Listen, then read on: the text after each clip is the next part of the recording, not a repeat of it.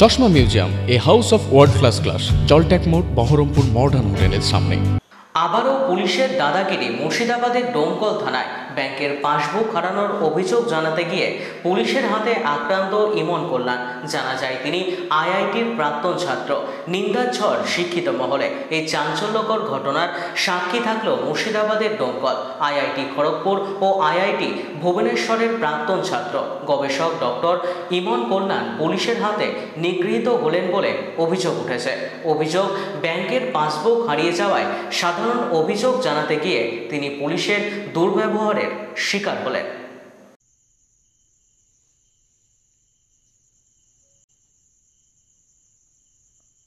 আমি আইআইটি খড়গপুর থেকে পিএইচডি করেছি। তো আমার যে পাসবুক ছিল এসবিআই অ্যাকাউন্টের, সেই পাসবুকটা হারিয়ে যায়। তার জন্য আমি একটা জিডি করতে যাই 1:30 নাগাদ। এবং জিডি করার উনি যে কাগজপত্রগুলো, সেই কাগজপত্র যিনি অফিসার ইনচার্জ ছিলেন, উনি দেখে সঙ্গে সঙ্গে বললেন যে আপনি একটা স্ট্যাম্প মেরে নিয়ে আসুন ব্যাংক থেকে। তখন ওনাকে আমি বোঝানোর চেষ্টা করি যে না, আমার ব্রাঞ্চটা হচ্ছে খড়গপুরে, তাই আমার পক্ষে স্ট্যাম্প মারা সম্ভব না। তখন উনি বললেন আমি করতে পারবো না। আমি বললাম আপনি ডিনাই করছেন কেন? তখন উনি বলছেন তুমি জোরে কথা বলছো কেন? এবং আগের কথাগুলো উনি খুব জোরে বলছেন। তাই বললাম আমি কেন জোরে বলছি, আপনি জোরে কথা বলছেন। তখন উনি বলছেন না তুমি জোরে কথা বলছো। তারপরে থানার যে আশেপাশে স্টাফ ছিল তারা সঙ্গে সঙ্গে আমাকে ছেঁকে দেবো, না তুই জোরে কথা বলছিস, তোকে লকআপে দেবো। এই রকম বাকবিতণ্ডা একটা চলছিল। চলতে চলতে হঠাৎ করে মেজবাবু উজ্জ্বল বিশ্বাস বলে উনি আসলেন। উনি বললেন কী হয়েছে? দিয়ে আমি বললাম যে স্যার এরকম এই ঘটনা। তখন উনি আমার কাগজপত্র কই, এই কাগজগুলো বলে দেখি বলে উনি সঙ্গে সঙ্গে কাগজগুলো নিয়ে বলেন ঠিক আছে আপনি আমার সঙ্গে আসুন। আমি এবার বুঝতে পারি না, আমি সরল বিশ্বাসে ভাবছি যে ঠিক আছে উনি কাগজ নিয়ে হয়তো ঠিক করে দেবেন।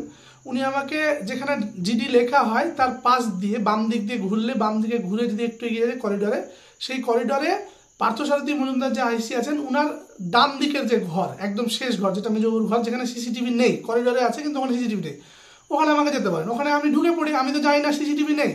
আমি ঢোকার পরে দরজা বন্ধ করেছে বেদম্মার। উনি ছিলেন এবং আরও 3-4 জন ছিল, সবার নাম আমি জানি না কারণ আমি মনে করতে পারছি না।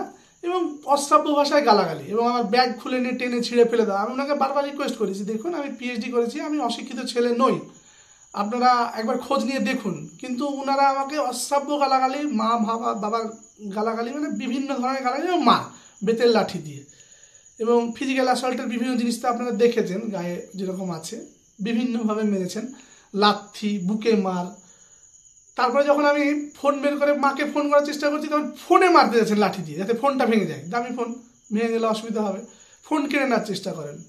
দেখ আমি ফোনটা ঢুকিয়ে রাখি আর আমি দেওয়ালের দিকে কোনাতে সরে যাওয়ার চেষ্টা করি বারবার, উনি মারলে যাতে মারগুলো না লাগে আমার, মানে ফোনটা যাতে আমার না ভাঙে বারবার। তারপরে কিছুক্ষণ পর যখন অনেক মারা হলো, তারপর আমি বললাম ঠিক আছে আপনি মেরে নিন আমাকে, যতক্ষণ পারবেন মারুন, কিন্তু আপনারা কাজটা ভুল করছেন। তখন উনি আমাকে আবার গালাগালি করেন। এবং ওর সঙ্গে সুরজ কুমার বলে একজন অফিসার, উনি বসেছিলেন হাসছিলেন। যখন আমি বললাম আইআইটির ছাত্র আমি, তখন উনি বললেন আরে আজকাল আইআইটি থেকে তো গাধার বেরোচ্ছে, মানে ওনার সঙ্গে আমি ওই চালাকি করে উনি আমাকে নিয়ে চলে গেলেন, সেটা আমি চলে এসেছি সেইটাকে মিন করে আর কি বললেন, এবং হাসলেন। এবং তার সঙ্গে আরও 3-4 জন ছিলেন যারা হাসছিল এবং মেরেওছে।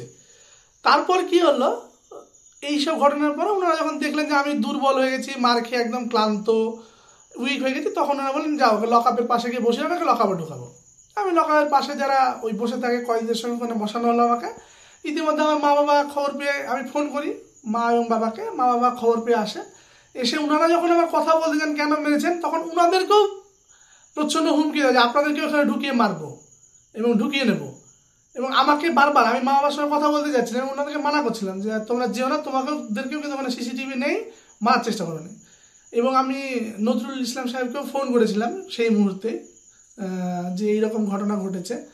এবং তারপরে আরও দেখতে পেলাম যে সঙ্গে সঙ্গে পার্থসারথী মজুমদার যিনি ছিলেন আইসি, উনি তারপর একটু পরে বেরিয়ে এসে আমাদের এই বাকবিতণ্ডা মিটিয়ে জিডিটা নিয়েছেন। উনি বললেন আপনি জিডিটা নিয়ে নিন এবং আমি ডিপার্টমেন্টাল ইনকোয়ারি করবো, এটা বলে আমি সঙ্গে সঙ্গে বেরিয়ে গিয়ে, আমার প্রচণ্ড যেহেতু লেগেছিলো, খুব ব্যথা করছিল এবং প্রচণ্ড ফিজিক্যাল অ্যাসল্টের জন্য আমি গিয়ে আমাদের যে জেলা হাসপাতাল আছে, মানে মুর্শিদাবাদের আমাদের যে মহকুমা হাসপাতাল আছে ডোমকলে, সেখানে এমার্জেন্সি বিভাগে গিয়েছিলাম এবং সেখানে দেখিয়ে আমি ওনার প্রেসক্রিপশনও নিয়ে এসেছি, মানে ওখানে দেখানোর পর এমার্জেন্সি বিভাগে পুরোটাই নিয়ে এসেছি। এবং তারপর আমি এসডিপিও সাহেবের সঙ্গেও দেখা করেছি, ওনাকে পার্সোনালি বলেছি রিটেন কমপ্লেন আমি এখনও দিতে পারিনি, ওনাকে দেবো। আর এতক্ষণ হয়তো ওনার কাছে পৌঁছে গেছে মেলের মাধ্যমে। রিটেন কমপ্লেন মানে ফিজিক্যাল যে কমপ্লেন সেটা কালকে দেব। আর এসপি সাহেবকে পাঠিয়েছি, ওটাও ইমেলের মাধ্যমে পাঠিয়েছি কমপ্লেন। আর আমাকে এরকম করলেন, এবং কিন্তু যে কোনো ভুলের জন্য কাউকে ফিজিক্যাল অ্যাসল্ট করা থানার ভেতরে এটা ইললিগাল, এটা পুলিশের কোড অফ কন্ডাক্টের ভায়োলেশন, এবং এর জন্য ওনার বড় রকমের শাস্তি, ডিপার্টমেন্টাল শাস্তি তো হওয়া উচিতই, তার সঙ্গে সঙ্গে আমাদের ভারতীয় যে দণ্ডবিধি সেই দণ্ডবিধি অনুযায়ী ওনার শাস্তি হওয়া উচিত। শুধু উনি না, ওনার সঙ্গে যারা যারা যুক্ত ছিলেন এই ঘটনায় তারা। এবং এই ঘটনা আমার সঙ্গে ঘটছে মানে এই ঘটনা অহরহ তার মানে পুলিশ স্টেশনে ঘটে। কাউকে ডেকে নিয়ে গিয়ে সে তো জানে না যে কোথায় মেজবাবুর ঘরে সিসিটিভি আছে কি নেই, তো সেখানে গিয়ে এরকম মারার ঘটনা তাহলে অহরহই ঘটে। আমি তো কোনো ক্রিমিনাল নেই, আমার যদি কোনো ক্রিমিনাল রেকর্ড থাকে সেটা চেক করতে পারেন, আমি ওপেন চ্যালেঞ্জ করছি।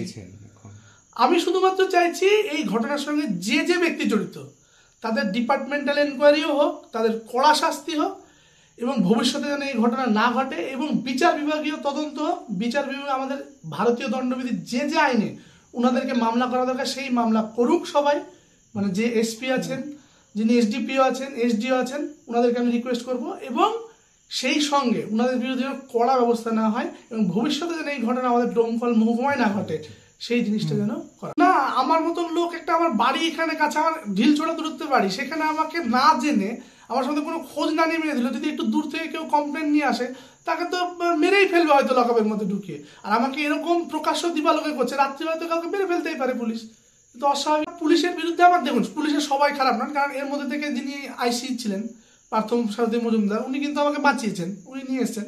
কিন্তু সেক্ষেত্রে উনারই সামনে, উনার ঘরের সামনে এই ধরনের একটা ঘটনা ঘটলো, তাহলে নিশ্চয়ই উনার মধ্যে, উনার তো আমি দোষ বলবো কিনা কিন্তু একজন পার্সোনাল লেভেলে অবশ্যই উনি ব্যর্থ এদিক দিয়ে।